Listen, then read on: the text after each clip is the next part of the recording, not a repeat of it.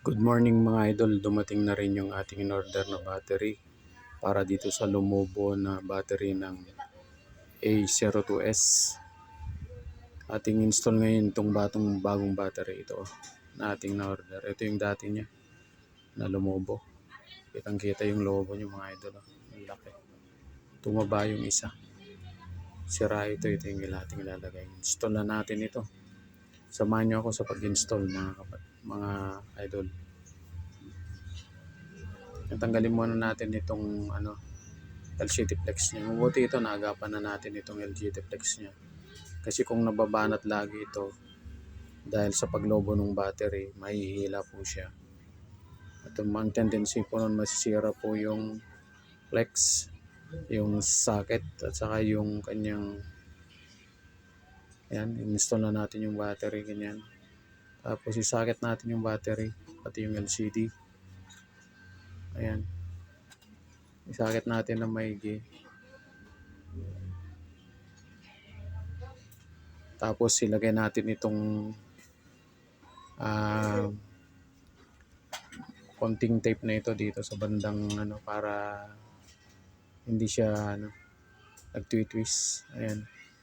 So pagkatapos natin dito, ilagay na natin yung cover dito sa kanyang board.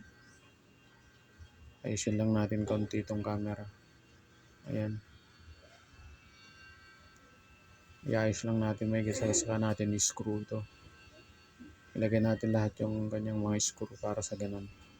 Balanse yung kanyang pagkahigpit. Ayan.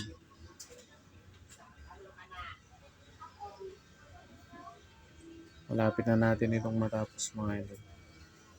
Ilagay na natin yung mga hanapin lang natin yung ibang screw.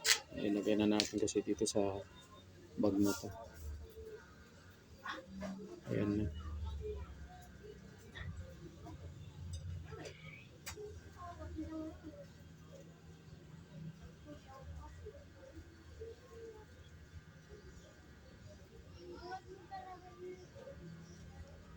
Itong mga screw na to dumudulas din mga idol, kaya dinadampot ko na lang kasi itong hindi niya pulutin mahina yung magnet. Yan, meron pang isa, hanapin natin kung nasa yung tornilyo.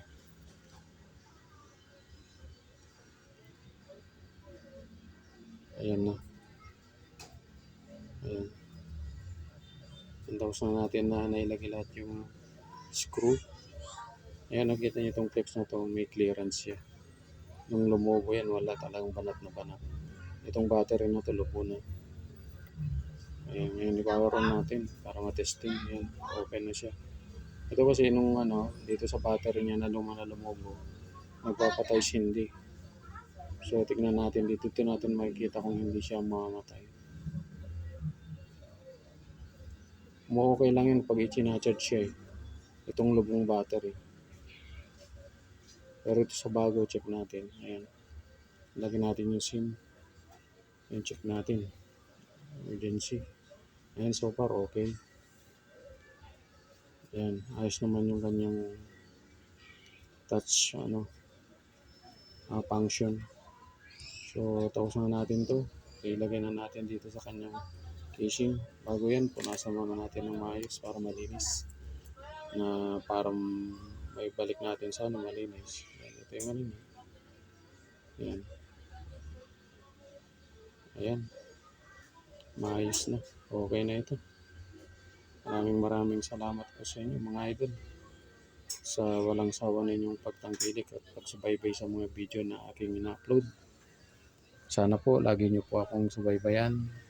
Follow nyo po at i-like yung aking mga video. Maging sa aking YouTube channel mga idol, i-follow nyo po ako. Maraming salamat po.